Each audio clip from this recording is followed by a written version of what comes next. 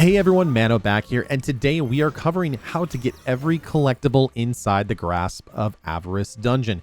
When you go over here to the Legends tab, you can see here that there is the Richest Dead Man Alive, which will reward you with a very cool ornament for the Gallarhorn. Wilhelm VII's messages come in bottles hidden throughout the dungeon. So we're going to show you every single location so that you can get this really sweet ornament for the Gallarhorn. I'm not even going to try and pronounce it. When you pick up these messages, there is a really cool story that goes along with it that connects to the Grasp of Avarice Dungeon, so light spoilers ahead. The first bottle is right as soon as you fall down into the loot cave area, right to your left. I didn't pick up sound on this one, but I do have subtitles in case if you want to read through what is going on in the story. For the rest of the clips, I actually do have the sound and the text together, so I'll let you listen to that as we go through.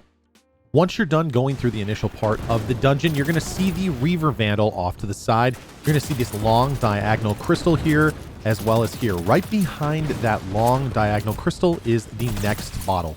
It's day 4, and still nothing. No gold-plated Ingrams, no exotic props. Just more Fallen and Hive, with their stupid Most Ultimas and scavenger suits. I heard Bismarck talking to Pershing and Agadir, but I thought I was asleep. He wants us to turn back, but we can't. Not yet. The exotics are just around the next corner. I can smell them. The next bottle is here in this area where you're first introduced with the puzzles and the switches. As per usual, head up to this desk over here where you'd go activate the switch, but instead of just going back, look up and you will find a secret room with another message. It's the end of day 6 and we did it. We found the source of the loot. Broke into a chamber and it's wall-to-wall Ingrams. Glimmer piled to the ceiling. Top-tier loot as far as the eye can see. We're gonna go as deep as we can. There must be even more ahead. We'll figure out how to split it all up later. Should be easy with so much of it. Once you've opened up all the fan doors, go to the far right side tunnel.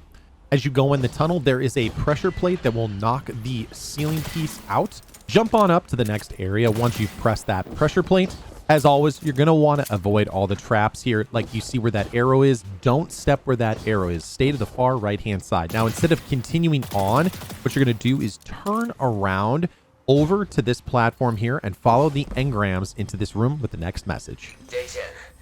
We're deep in the cave system now, and each cavern's richer than the last.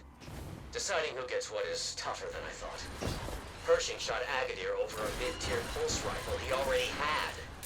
Agadir's ghost came out hollering, and Pershing damn near shot him too before I stepped in. There are more Engrams here than a body could ever need. But nobody wants to part with their cut. Next up in the waterway, there's going to be a room that has a window outside. It's one of the places you need to activate one of the switches. Once you see the window, turn immediately to your right. There will be a room in this corner. Of course, there will be some engrams kind of leading you where you need to go. Go on in here and you'll find your next message. It's day 14, and Pershing's dead. Permanently. Agadir went golden gun out of nowhere and shot his ghost. Pershing tried to throw up a barrier after. Didn't do him any good without his light. He died standing there like an idiot. Bismarck says we should go back to the surface, but I'll be damned if I'm gonna leave all this loot for those greedy cryptarchs. At least there's a silver lining. Pershing had some nice gear. It's mine now.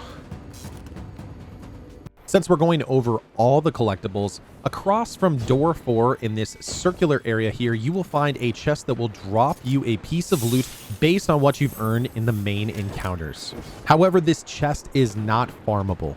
When you get past the trap where you've got the rolling spindle that comes down to try and kill you like Indiana Jones, you're going to come up to this Reaver Vandal here. Turn around and there will be a door with a trap.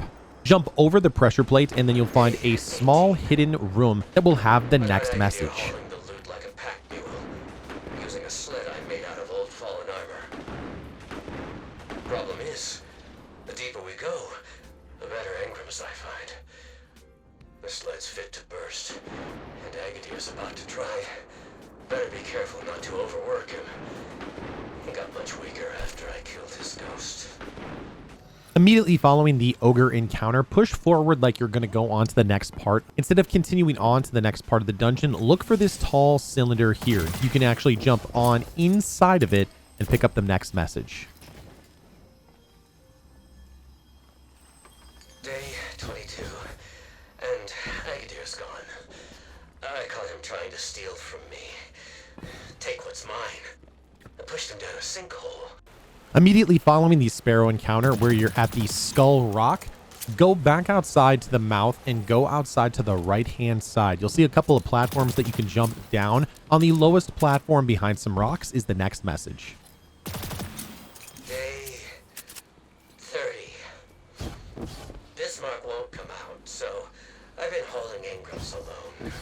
I dropped one, chased it down a crack in the cave floor, right into another loot cave.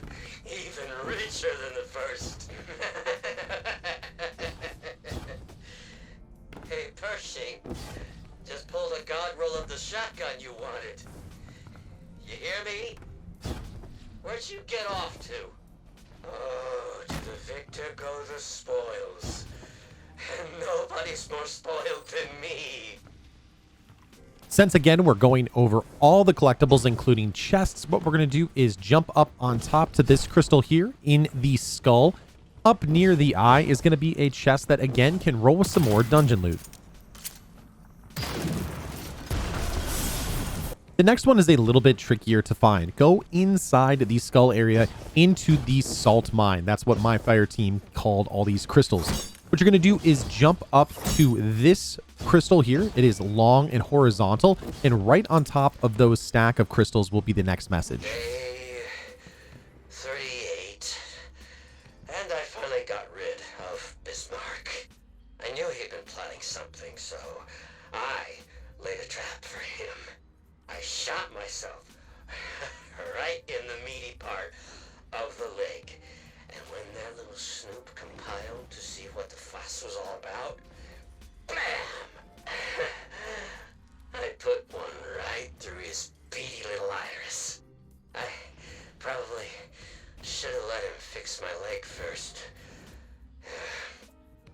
I'll be fine.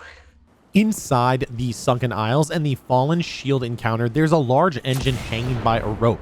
You need to make your way into that engine. That will have the next message. There's a ton of different ways to do it, but basically you just need to take these man cannons, charge up a Scorch cannon, and make your way on over.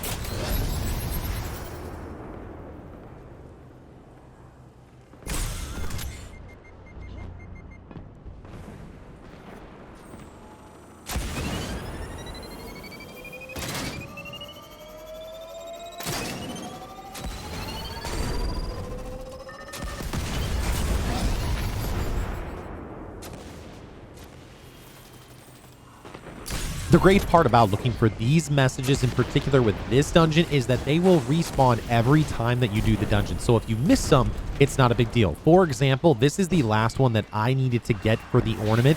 Once you have all of them, you can just go to your Triumph screen and select the Triumph, and you will get the ornament applied to your Gallarhorn.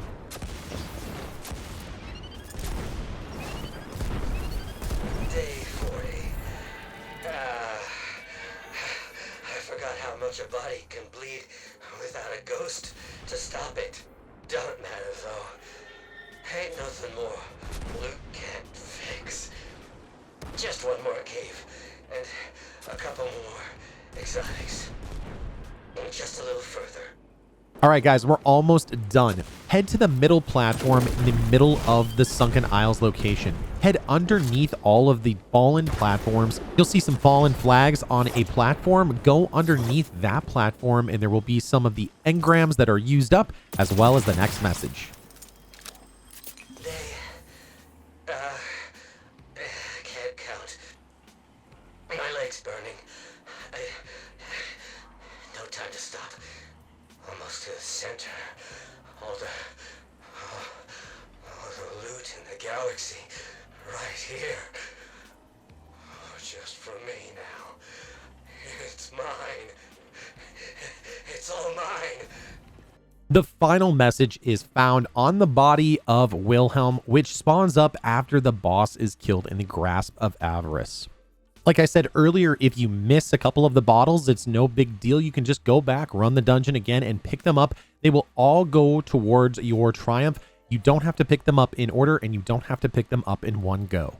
It's a really cool storyline, and it's a really cool ornament. I know that this is going to be my main ornament that I run on Gjallarhorn. I love the bird aspect of it. I like it a lot better than the old style Gjallarhorn. It's just really cool, and it looks like there's some Braytech styling on it as well. In any case, folks, thank you so much for watching. As always, gently tap that like button. If you like something inside this video, make sure that you leave a comment down below. What is your favorite part about Gjallarhorn coming back? Which ornament are you going to use? And as always, I'm going to have a ton of guides for you folks as well. So make sure you subscribe and turn on notifications so you don't miss a single thing. Good hunting, Guardians. I will see you next time in the universe of Destiny.